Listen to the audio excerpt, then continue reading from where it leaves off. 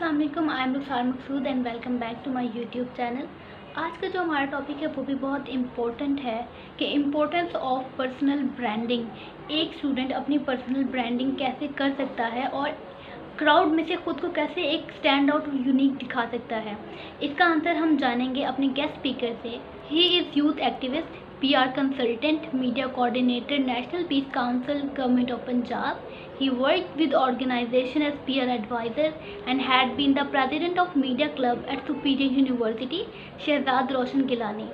आइए interview session की तरफ चलते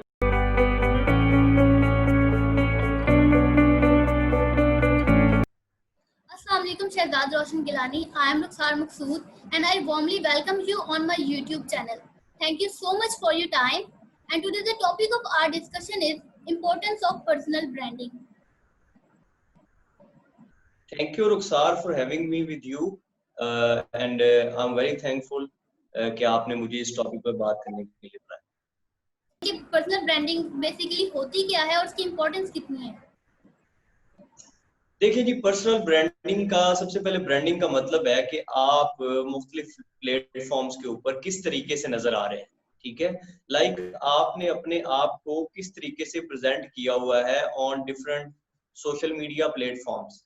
ठीक है, तो जब हम बात करते हैं पर्सनल ब्रांडिंग की, लेट से if I am a product and if I am a person and I am working with in my domain, तो मैं जब लोग शहजाद रोशन गिलानी को सर्च करें तो वो देखेंगे, मेरे सर्च करने के बाद उन्हें पता चलेगा कि मैं कहाँ पे स्टैंड करता हूँ। लाइक मैंने कौन कौन सी एक्टिविटीज की हुई हैं, मैं किन किन एक्टिविटीज में इंगेज रहा हूँ, कौन कौन सी ऑर्गेनाइजेशंस के साथ काम किया हूँ। तो जब मैं ये बात करता हूँ तो इसका मतलब है personal branding. Media platforms use कर रहे होते हैं, वो स्टूडेंट होते हैं, तो अगर वो स्टूडेंट होने के दौरान अपनी इमेज बिल्डिंग के लिए अपनी एक्टिविटीज को अच्छे तरीके से हो रही होती है और पर्सनल ब्रांडिंग उनको बड़ा फायदा पहुंचाती है।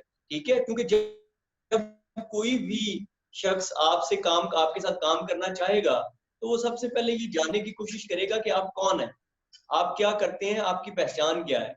तो मेरा ये मतलब सेल्फ ब्रांडिंग के ऊपर बात करने का, पर्सनल ब्रांडिंग के ऊपर बात करने का जो मकसद है वो ये है कि नौजवान, वो लोग जो अपना काम कर रहे हैं, वो लोग जिन्होंने कल को अपना काम करना है, तो उनको चाहिए वो अपने सोशल मीडिया प्लेटफॉर्म्स को प्रोडक्टिवली यूज करें और उसको सेल्फ ब्रांडिंग के लिए इस्तेमाल करें, ना कि टाइम वेस्टिंग के लिए।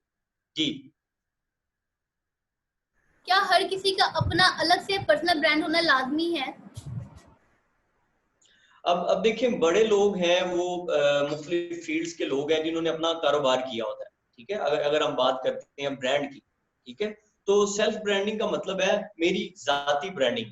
ठीक है, लाइक मैं कैसा नजर आ रहा हूँ, मैं क्या बात कर रहा हूँ, मैं क्या बोल रहा हूँ, या मैं अपना क्या तासुर या अपनी क्या इमेज छोड़ रहा हूँ, ये तो है सेल्फ ब्रांडिंग। ठीक है, जिसे हम पर्सनल ब्रांडिंग भी कहते हैं।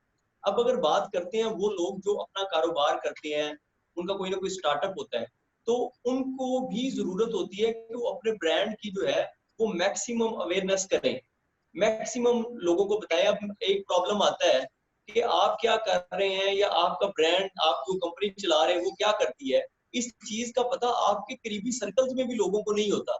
इवन आपके फ्रेंड्स को भी अक्सर औकात जो है ना, वो पता नहीं होता कि आप क्या कर रहे हैं।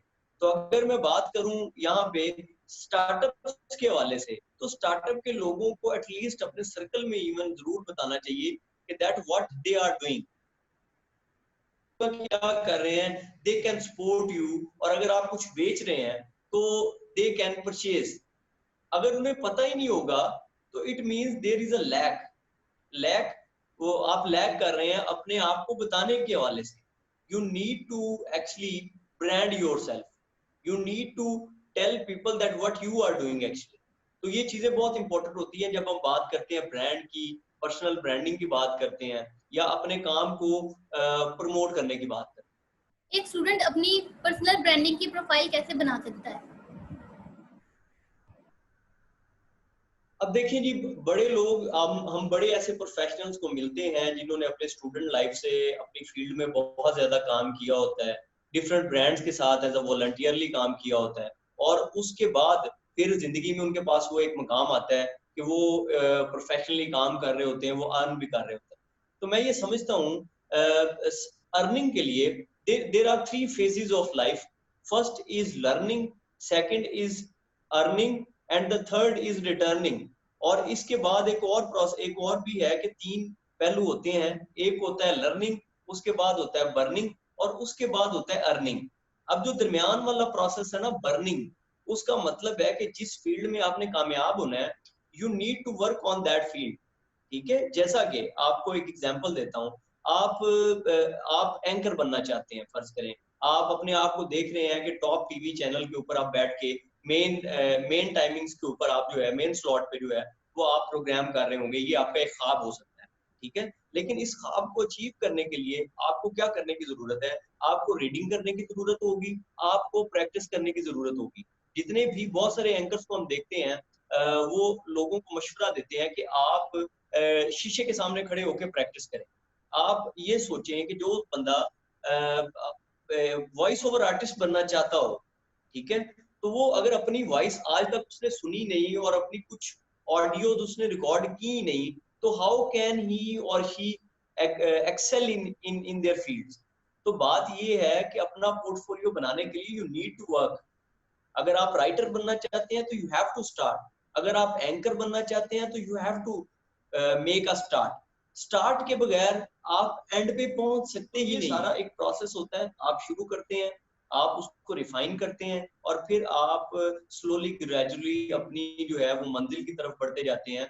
और आप ये रखें कि अगर आपने जिंदगी में काम नहीं किया तो फिर आप जिंदगी में कामयाब भी नहीं हो सकते। इस बात को मैं ना एक एग्जांपल के साथ आपको समझाने की कोशिश करता हूँ। देखिए, गंदुम हम नहीं खा सकते। गंदुम को खाने के काबिल बनाने के लिए हम पहले उसे चक्की में से गुजारते हैं, पिसने के बाद वो खाने के काबिल बनती है तो हम उसको खाते हैं। अब वो इंसान जो मेहनत नहीं कर सकता, वो इंसान जो एक प्रोसेस में से नहीं गुजर सकता, वो इंसान जो इस चक्की के प्रोसेस से गुजर नहीं सकता, वो इंसान कामयाबी के काबिल कभी नहीं बन सकता। तो स्टूडेंट्स को अपना पोर्टफोलियो बनाने के लिए उनको मुख्तलिफ इदारों के साथ काम करना होगा। आजकल तो टेक्नोलॉजी का ज़माना है। अगर स्टूडेंट्स को कहीं मौका नहीं मिलता, प्लेटफ़ॉर्म नहीं मिलता, तो they can create their own platforms, they can create their own blog, they can create their own profile. आजकल तो ज़माने का आजकल तो वो इंटर्नशिप के डायनामिक्स ही चेंज हो गए हैं। आप अपना यूट्यूब चैनल बना के प्रैक्टिस कर सकते हैं। आप अपनी बहुत से लोग यहाँ पे एग्जाम्पल के तौर पर हैं जिन्होंने अपनी यूट्यूब चैनल से अर्निंग्स की है। उन्होंने ना सिर्फ अपनी प्रोफाइल बनाई है, इवन वहां से पैसा भी कमाया है। तो ये जो भी स्टूडेंट्स अगर हमें सुन रहे हैं, तो उनको चाहिए कि अपनी स्पेसिफिक फील्ड में वो अगर एक्सेल करना चाहते हैं तो उनको छोटे छोटे पार्ट्स में अपना काम करना होगा और पोर्टफोलियो बनाना होगा। लाइक जो स्टूडेंट ब्रांडिंग पढ़ रहे हैं, अगर वो छोटे छोटे ब्रांड्स को रिफाइन करके उनकी ब्रांडिंग करके उनके नाम और उनकी टैगलाइंस दे दें, तो आप देखें कि क्या पोर्टफोलियो नहीं बन जाएगा स्टूडेंट का। कल जब वो किसी और एडवर्टाइजिंग एजेंसी में जाए जॉब के लिए, तो वो बताए जी कि मैंने अपने मोहल्ले में 15 ऐसी दुकानें हैं जिनकी ब्रांडिंग की है और जिनके मैंने नाम दिए हैं, जिनकी मैंने टैग लाइन्स दी हैं। और जब एक टैग लाइन आप बनाएंगे, फिर दूसरी बनाएंगे, 15 बना लेंगे, 50 बना लेंगे, तो फिर आपका दिमाग उसी कैपेसिटी के साथ जो है ना वो बढ़ेगा। तो ये एक स्ट्रॉन्ग एग्जाम्पल है कि आप जब भी किसी फील्ड कहीं जॉब के लिए अप्लाई करने जाते हैं, तो अगर वहां जाके आप ये कहते हैं ना that I am a fresh graduate, तो ये गलती आपकी है। If you do start from your first semester कि आप कुछ ना कुछ काम कर रहे हैं, तो फिर आप जब 4 साल बाद डिग्री कंप्लीट होने के बाद कहीं जॉब पे जाएंगे ना, तो आप किसी को ये नहीं कहेंगे कि यू आर फ्रेश। आपके पास कुछ एग्जांपल्स, कुछ केस स्टडीज होंगी कि मैंने ये काम एज अ वॉलंटियर किए हुए हैं, ये काम मैंने कुछ पेड टास्क किए हुए हैं, तो अब मैं आपके साथ प्रॉपरली काम करना चाहता हूँ। तो कोई भी ऑर्गेनाइजेशन, कोई भी इदारा आपको तब नो नहीं करेगा जब आपका कॉम्पिटेंस लेवल अच्छा होगा, आप प्रॉब्लम सॉल्वर होंगे और आपके पास बैकएंड पे कोई ना कोई काम किया हुआ होगा। आप ये देखें कि कोई आपको पैसे नहीं देगा ऐसा इदारा जिसे आपको सिखाना भी पड़े। प्रॉब्लम ये है कि जब स्टूडेंट कहीं जाता है जॉब के लिए, तो वो उस काबिल ही नहीं होता। वो जॉब करने जाता है, इरादा जॉब लेने के लिए का होता है उसका, लेकिन उसके पास कॉम्पिटेंसी लेवल नहीं होता, उसके पास स्किल्स नहीं होती। तो जब आप ह्यूमन लाइबिलिटी हैं, तो आपको कोई बर्दाश्त नहीं करेगा। आपको तभी लोग हायर करेंगे, आपके साथ तभी लोग एज अ पार्टनर काम करेंगे, जब आप ह्यूमन रिसोर्स हैं। और ह्यूमन रिसोर्स आप तब होते हैं जब आपके पास स्किल्स होती हैं। आप कोई प्रॉब्लम सॉल्व कर सकते हैं, आप कोई ना कोई प्रैक्टिकल काम कर सकते हैं। अदरवाइज आपको कोई इंसान मौका तो क्या, आपको अपने पास भी नहीं बैठने देगा जब तक आपके पास कॉम्पिटेंसी नहीं। एक स्टूडेंट ने अपना पर्सनल ब्रांड तो बना लिया, इसके बाद वो एक मीडिया की अटेंशन कैसे फ्री हासिल कर सकता है? Good question. Media appearance is very important, क्योंकि आपको जब लोग टीवी चैनल्स पे और मुख्तलिफ मीडिया प्लेटफॉर्म्स के ऊपर देखते हैं, तो आपकी एक क्रेडिबिलिटी जनरेट होती है। तो उसमें बाज़ औक़ात ये होता है कि जो अपना ब्रांड चलाने वाले लोग हैं ना, वो गुफ्तगू करने के काबिल नहीं होते। ये उनमें एक प्रॉब्लम बाज़ औक़ात देखने को मिलता है, ठीक है? अब सॉरी, एक टॉक तो वो है जो आप स्पेसिफिक टू योर ब्रांड और योर सर्विसेज बात करते हैं, एक तो आपकी ये टॉक है। दूसरी टॉक है आपकी इंटेलेक्चुअल टॉक हो सकती है, आपकी मुल्क के मुख्तलिफ मौज़ूआत के ऊपर जो है वो टॉक हो सकती है। तो जब आप मुख्तलिफ मौज़ूआत के ऊपर मीडिया अपीयरेंसेस करते हैं, तो उससे आपकी ब्रांड की और आपकी ज़ाती तौर पे जो है ना, वो क्रेडिबिलिटी जनरेट होती है। अब हो क्या सकता है कि आप जो मुख्तलिफ लोग इंटरव्यूज कर रहे होते हैं, मुख्तलिफ वेबिनार्स हो रहे होते हैं, सेमिनार्स हो रहे होते हैं। फर्स्ट ऑफ ऑल तो you need to develop your profile, your personal profile, कि आप उस प्रोफाइल को कहीं भेज सकें कि आपसे कोई शख्स पूछता है कि यार आप कौन है, ठीक है? लाइक मैं अगर किसी को जाके कहता हूँ कि आप मुझे भी अपने सेमिनार में इनवाइट करें, ठीक है? तो आप उनको बता सकें कि that what you are actually doing. आपकी प्रोफाइल में इतना दम हो कि वो आपको फिर टॉक के लिए बुलाएं, ठीक है? अब उसके लिए देयर आर सम पर्सनैलिटीज जो कि काम कर रही होती हैं आपको कहीं ना कहीं प्रमोट करने के लिए। यू कैन रीच कि आप उन तक जाएं, उनसे बात करें और वो आपको कहीं प्रेजेंट कर दें। अगर वो नहीं मिलते आपको and if you don't have even budget, तो आप फिर खुद तलाश में रहें। आप मुख्तलिफ जो मीडिया प्लेटफॉर्म्स हैं उनके लोगों के साथ मुलाकात में रहें, एंकर्स के साथ मुलाकात कर सकते हैं आप, मुख्तलिफ कॉलमिस्ट जो हैं उनके साथ आप मुलाकात कर सकते हैं। तो वो भी आपको कहीं ना कहीं प्रमोट कर सकते हैं if you have good stuff, ठीक है? तो मीडिया में रहने के लिए you need to have a good content. Content pack बहुत इंपॉर्टेंट है कि आप गुफ्तगू क्या करेंगे, आपकी बात लोगों को पसंद कितनी आएगी, आप मुल्की मसाइल के ऊपर या बिजनेस के ऊपर कितनी डीप डिस्कशन कर सकते हैं। तो जब एक आप वैल्यूएबल प्रोडक्ट होते हैं, तो फिर आपको मीडिया के ऊपर भी मौका मिलना शुरू हो जाता है। लेकिन उसके लिए आपको जो है वो लोगों तक रीच करना होगा, लोगों को मिलना होगा और लोगों को बताना होगा कि जी हम ये काम कर रहे हैं। और अगर आपकी कोई ना कोई ब्रांड की कोई ना कोई अच्छी यूएसपी है, तो वो भी आपको एक मौका फराहम करती है कि आप मीडिया पे आ जाएं, ठीक है?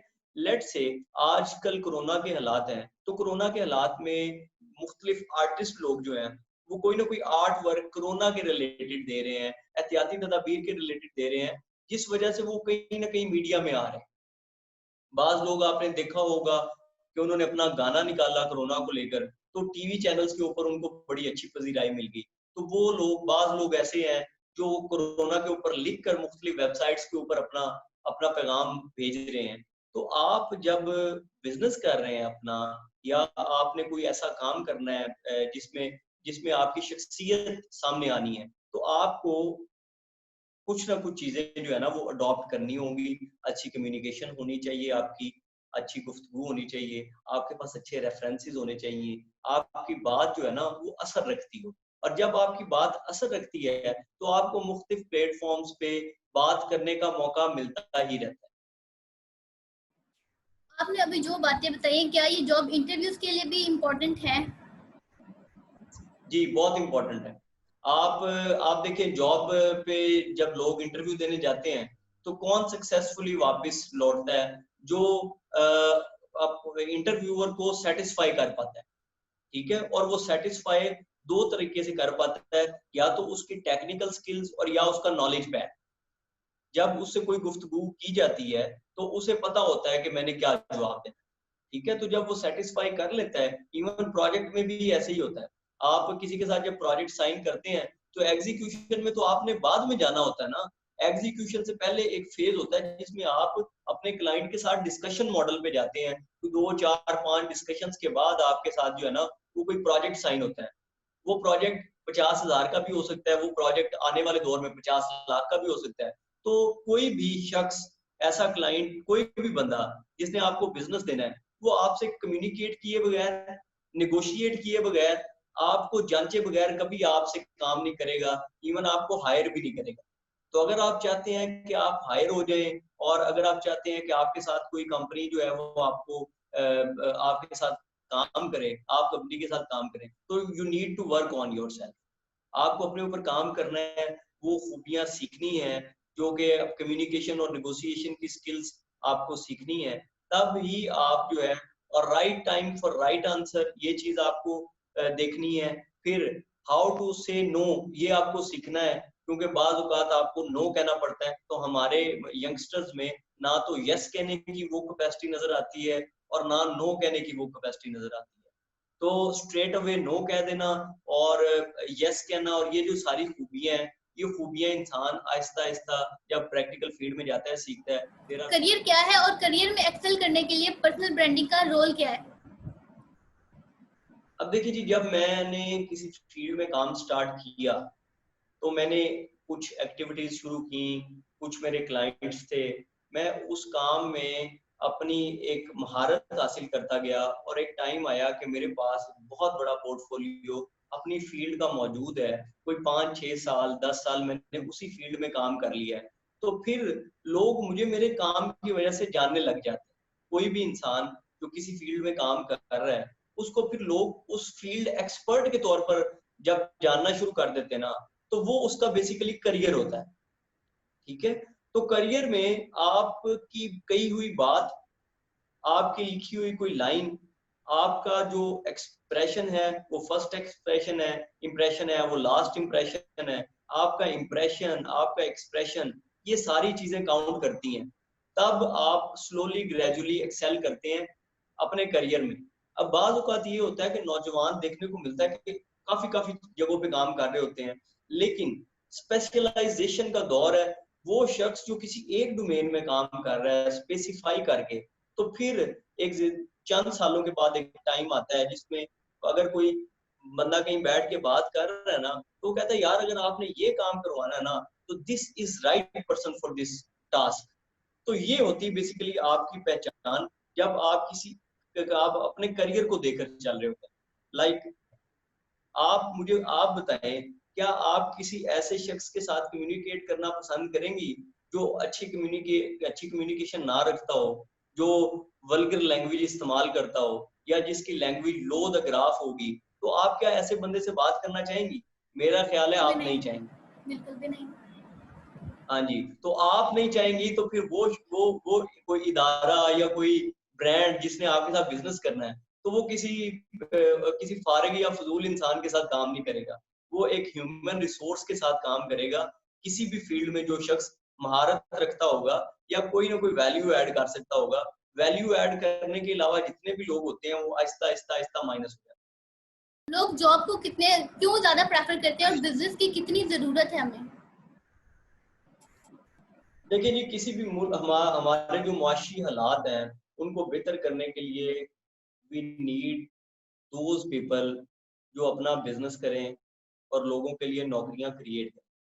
लेकिन बदकिस्मती से हमारे यहाँ भेड़ चाल का हिसाब है, और हमारे पेरेंट्स भी ये कहते हैं कि यार पढ़ो और कोई ना कोई नौकरी ढूंढो। और बच्चे जो हैं वो भी नौकरी इस वजह से प्रेफर कर लेते हैं जॉब, कि जॉब में एक एक ना आम तासुर है कि यार पक्का सेटअप लगा हुआ है, कि यार पर मंथ पैसे आने ही आने, ठीक है। अब इस चीज को जो कोरोना के हालात हैं उसने तो निकाल के बाहर फेंक दिया ना, कि यार पक्की नौकरी लगी हुई है, पैसे आ रहे हैं। अब जैसे ही कंपनियां डाउन हुई तो सबकी नौकरियां चली गई, ठीक है। तो नौकरी प्रेफर लोग इस वजह से करते हैं, लोग आसान जिंदगी गुजारना चाहते हैं। जो स्टूडेंट्स हैं वो कहते हैं यार 15-20 हजार अगर मिल रहा है ना, नॉर्मल काम करके इधर उधर की चीजें करके, तो ये ठीक है। अगर उसे पता हो कि मैं मेहनत करके 6 महीने बाद अपना एक ब्रांड स्टैब्लिश कर सकता हूँ और उसके बाद मैं पर मंथ शायद 1 लाख रुपया कमाऊंगा, और इवन मेरे पास एम्प्लॉयज होंगे उनको भी मैं पैसे दे रहा हूँ, तो आप वो बंदा प्रेफर करेगा कि मैं 15 हजार वाली नौकरी कर लूं। क्यों? क्योंकि अपने काम में आपको मेहनत बहुत ज्यादा करनी पड़ती है, थोड़ा लेट आपको रिस्पॉन्स आता है, लेकिन जब आपको अपने बिजनेस का रिस्पॉन्स आ जाता है ना, तो आप वसीला बनते हैं दूसरे लोगों का भी। मैं आपको एक एग्जांपल देता हूँ। मैंने एक स्कूल के साथ एक एक्टिविटी की 2 साल पहले, ठीक है? तो जॉब करना मेरी प्रायोरिटी कभी नहीं रही। मेरे पेरेंट्स कहते थे कि आप कोई नौकरी करो, तो मैं कहता था मैं जॉब शॉब नहीं करनी। इवन अभी भी वो कहते हैं कोई गवर्नमेंट जॉब जो है वो कर लो, कोई टेस्ट वगैरह देके, तो मैं कहता हूँ मुझे गवर्नमेंट जॉब में इंटरेस्ट नहीं है, ठीक है? तो मैंने एक स्कूल के साथ इवेंट किया, मैंने उनसे 50,000 चार्ज किया, ठीक है? अब वो जब 50,000 की पेमेंट मुझे मिली, तो उसमें से मैंने म्यूजिशियंस को भी पैसे दिए, उसमें से मैंने डेकोरेटर्स को भी पैसे दिए, मैंने बैलून्स वाला एक अलग से हायर किया हुआ था, उसे भी पैसे दिए। उसके अलावा मैंने वहाँ पे जो है वो बच्चों के खेलने के लिए कुछ सामान मँगाया हुआ था, उसको अलग से पैसे दिए। एक लड़की मेहंदी लगाने आई हुई थी, उसे अलग से पैसे दिए। जब मैं और सबको पैसे, वो थोड़े-थोड़े पैसे देने के बाद मुझे भी पैसे बच गए।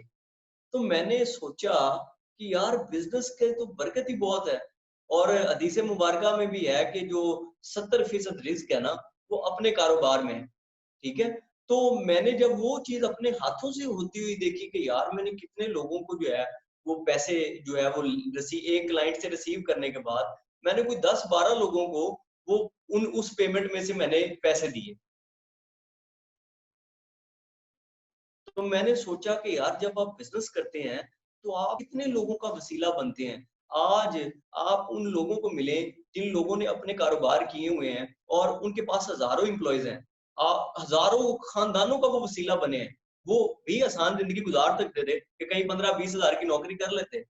ऐसे बहुत से लोग 2-2 4-4 साल जॉब्स करके अपना कारोबार शुरू करते हैं, और अपने कारोबार से ना सिर्फ उनकी ज़िंदगी जो है वो खूबसूरत बनती है, बल्कि वो दूसरे लोगों का वसीला बनते हैं, और जब आप दूसरे लोगों का वसीला बनते हैं, तो फिर आपका वसीला अल्लाह पाक की ज़ात बनती है, और आपकी ज़िंदगी में बरकतें और वुसअतें ही पैदा होती हैं। तो मुल्क को, आपने सवाल किया कि मुल्क को कारोबार की कितनी ज़रूरत है। अब देखें, पाकिस्तान में बेरोज़गार, अभी पिछले दिनों में एक रिपोर्ट देख रहा था, कोई 80 लाख के करीब नौजवान जो है, वो बेरोज़गार हैं, डिग्रियाँ करने के बाद। अभी कोरोना की वजह से तो ये जो रेशो है, ये जो नंबर है, ये 2 करोड़ से भी ऊपर चला गया है ना। लेकिन वो नौजवान जो ग्रेजुएटेड हैं, वो कोई 70-80 लाख के करीब हैं, जो बेरोज़गार हैं। अब आप मुझे ये बताएँ कि जब जगह ही नहीं है, जब ज़रूरत ही नहीं है, तो कोई एमए थोड़ी रख लेगा। अगर आप बिल्कुल फ्री हैं, तो आपके चाचू की कोई कंपनी है ना, तो आप अपने चाचू को जाके कह देना कि मेरे मुझे फ़िज़ूल में रख लें और 50,000 देते रहें। तो आपको आपके चाचू हायर नहीं करेंगे, तो वो कंपनी जो आपकी दूर-दूर तक कहीं कोई नहीं लगती, तो आपको कौन हायर करेगा? आपको मिनिमम रिसोर्सेज़ के साथ काम करने की ज़रूरत है। मैं शहजाद साहब, आप अभी कह तो रहे हैं कि लोग बिजनेस कर लें, लेकिन लोग कम रिसोर्सेज के साथ किस तरह बिजनेस अपना स्टार्ट कर सकते हैं? ये बड़ा अच्छा सवाल आपने किया है, क्योंकि जब हम बिजनेस की बात करते हैं हमारे ज़हन में आती है इन्वेस्टमेंट, बहुत ज़्यादा मेहनत, और उसके बाद जाके हमें कब फीडबैक आएगा। There are so many questions, जब आप बिजनेस करते हैं आपके ज़हन में होती हैं चीज़ें, और आपको एक सबसे बड़ा खौफ होता है फियर ऑफ फेलियर, कि यार मैं फेल हो गया तो क्या बनेगा, ठीक है? मतलब मेरे रिश्तेदार मुझे कहेंगे कि यार बड़ा तू आया कारोबार करने ला, या तुमने काम करना शुरू किया था क्या बना, तुम तो बड़ा कहते थे मैंने बिजनेस करना है। तो ये सारे वो प्रेशर्स हैं जो आपको रोकते हैं अपना कारोबार करने से। अब मैं आपको बताता हूँ कि वो यंगस्टर्स जिनके पास कैपेबिलिटी है ना, या जिनके पास नॉलेज और स्किल्स है ना, वो किसी अच्छे इदारे के साथ कोलैबोरेट कर सकते हैं। आई नो अ पर्सन जो आज एक बहुत बड़े इदारे के ना एग्जीक्यूटिव डायरेक्टर है, मेरे दोस्त हैं, ठीक है? मैं उनके पास एक दिन बैठा, तो उन्होंने मुझे एक स्टोरी सुनाई। कहते मैंने जब अपने करियर का स्टार्ट किया ना, तो इस इदारे का एक मैगजीन होता था, ठीक है। तो मैंने इदारे के पास गया, इदारे को मैंने कहा कि आपके जो पुराने मैगजीन्स पड़े हुए हैं ना, जो बिके नहीं, आप वो मुझे दे दें और मुझे कुछ फ्यूल दे दें, तो मैं उन सारे मैगजीन्स को बेच के इदारे की सेल्स बढ़ाऊंगा। अब ये बात इदारे के लिए बड़ी हैरान कुन थी कि यार वो मैगजीन जो बिके ही नहीं, हमारे रद्दी वाली साइड पे पड़े हुए हैं, वो ये नौजवान बेचना चाहता है। अगर ये बेच के आ गया तो ये तो बड़ी अचीवमेंट होगी। लिहाजा उन्होंने उस बंदे के साथ फाइनल कर लिया यार, उन्हें मैगजीन दिए और उन्हें फ्यूल दिया, और वही शख्स सेल्स करता रहा। फिर वही शख्स उस मैगजीन का एडिटर भी बना, और वहीं रहते हुए एक नया इदारा क्रिएट किया, और उस इदारे के आज सारे ऑपरेशन वही शख्सियत देख रही है। तो आप ये देखें, इस एग्जाम्पल से आपको कोई रास्ता मिल रहा है। बहुत अमेजिंग एग्जांपल दिया आपने अभी। हाँ जी। तो there are so many institutions जहाँ पे आप कोलैबोरेट करके जो है ना, वो उनके साथ पार्टनर बन सकते हैं। इस टर्म को कहते हैं इंट्राप्रेन्योरशिप, ठीक है। अब लोग, बाज इदारों की सेल्स एक लेवल की सेल्स होती हैं। आपके पास कोई ऐसा आइडिया है जहाँ पे आप एक नया वेंचर शुरू कर सकते हैं, या उसी इदारे को जो है ना वो अपलिफ्ट कर सकते हैं। आपने कोई ऐसा मॉडल तैयार किया, अब आप क्या करते हैं, आप उस इदारे के पास विद प्रपोजल जाते हैं, डिटेल्स बना के, सारी चीजें बना के, ऑब्जेक्टिव लिख के, क्या फायदा होगा, क्या नुकसान होगा, कितना रिसोर्स रिक्वायर्ड होगा, कितनी देर बाद ये सक्सेसफुल होगा। तो तब इदारा आपके साथ जो है ना वो मूव कर लेता है, और वो कहता है जी कि सारे expense, I will bear all expenses, और आप मेरे इस काम में पार्टनर होंगे, तो जो प्रॉफिट आएगा हम 50-50 शेयर करें। तो ऐसे बहुत से इदारे ऐसे नौजवानों की तलाश में हैं जो आए और उनके साथ इनोवेटिव आइडियाज के ऊपर काम करें। अब इसकी मैं आप कोरोना के साथ रिलेट करता हूँ कि बहुत सारे जो रवायती बिजनेसेस थे वो ठप हो गए बुरी तरह। अब वो लोग जिनके बिजनेसेस ठप हुए हैं या उनको नुकसान पहुंचा है, वो नए वेंचर्स करेंगे विद इनोवेटिव आइडियाज। तो वो नौजवान जो अपने आप को निखार रहे हैं या उनके पास कोई इनोवेटिव आइडियाज हैं, तो वो उन इदारों तक पहुंचे, उनको तलाश करें, उनको पिच करें, और अपनी ही कंपनी के पार्टनर बन जाएं विदाउट रिसोर्स, विदाउट इन्वेस्टमेंट, ठीक है। तो ये आइडिया बहुत कम लोग इसके ऊपर अमल कर रहे हैं, क्योंकि इस पर अमल वो करेगा जो आम इंसान नहीं होगा। आम इंसानों का तो शुमार ही नहीं है ना इस आइडिया में। वो बंदा जो कुछ खास होगा, वो बंदा जिसके पास स्किल्स बहुत ज्यादा होंगी, वो बंदा ही किसी कंपनी में जाके उसकी इतनी अपनी कैपेसिटी बना सकता है, वो उस कंपनी का पार्टनर बन जाए, ठीक है। तो उसके लिए आप ये देखें कि अगर आप स्टूडेंट हैं तो खुदारा अपनी अपने आप पर काम करें, और अपने आप को कोई आम इंसान ना समझें, और खास इंसान बनना चाहते हैं तो खास इंसानों को पढ़ें, उनकी जिंदगियां पढ़ें कि एक शख्स जीरो से मिलियनेयर या बिलियनेयर कैसे बना। हम ये तो देखते हैं कि यार फलां बंदा बहुत अमीर है, हम ये क्यों नहीं देखते कि यार वो कैसे अमीर हो गया, उसने ऐसा क्या काम किया, उसने ऐसी कौन कौन सी एक्टिविटीज की, उसने कौन कौन से जो है वो धक्के खाए, उसने कैसे आखिर ये अपनी कामयाबी हासिल कर ली। तो अगर हम इसको देखेंगे तो will be able to know his case study. और अगर हम ये देखेंगे यार वो तो अमीर है, वो तो शायद पैदा होते ही अमीर था, तो फिर हम फजूल डिस्कशन में रहेंगे, लेकिन हम बढ़ नहीं पाए। थैंक यू सो मच, आपने बहुत अच्छी अच्छी बातें बताई हैं, और आने वाले वक्तों में मेरे लिए और मेरे जैसे बहुत से बच्चों के लिए फ्रूटफुल साबित होगा। हमारी लाइफ को, हमारे करियर को शेप करने के लिए बहुत अच्छा साबित होगा। Thank you so much for your time. इंशाल्लाह, thank you so much for having me. आप लोगों ने हमारा इंटरव्यू सेशन देखा, इसमें आपको पता चल गया कि हमने किस तरह अपनी पर्सनल ब्रांडिंग करनी है, खुद में फ्री मीडिया ट्रैफिक कैसे लेके आना है, और करियर और पर्सनल ब्रांडिंग का रिलेशनशिप क्या है। इसके अलावा कोई क्यूरी है तो कमेंट बॉक्स में ज़रूर करें। मैं यहाँ शहजाद रोशन गिलानी को मेंशन करूँगी कि वो आपको रिप्लाई कर सकें। थैंक यू सो मच कि आपने हमारी वीडियो देखी। हमारे चैनल को सब्सक्राइब करें, लाइक करें एंड शेयर करें। Thank you so much. अल्लाह हाफिज़।